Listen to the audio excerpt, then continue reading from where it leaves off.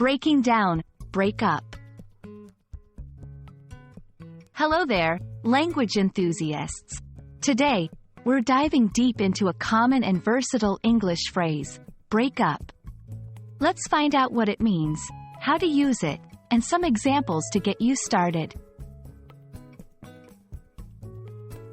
When you think of the words break and up, you might imagine something being separated into pieces.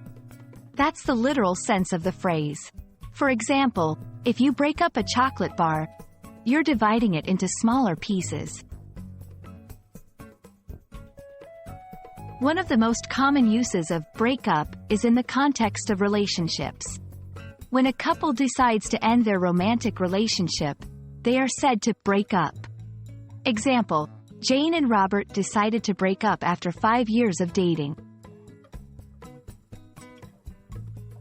Break up can also refer to the act of dispersing a gathering of people. For instance, when a party or a meeting ends and everyone starts to leave.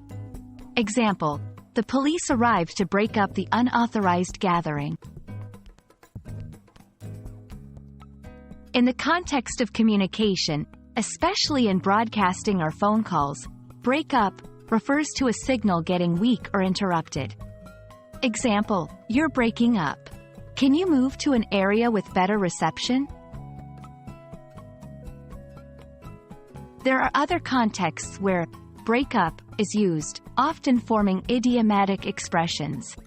Here are a couple. 1. Break up the monotony, introducing variety to prevent boredom. 2.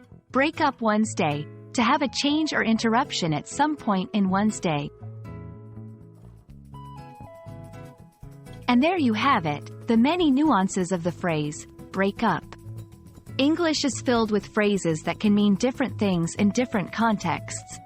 And break up is a prime example. We hope this breakdown has been helpful and that you're now more confident in using this phrase.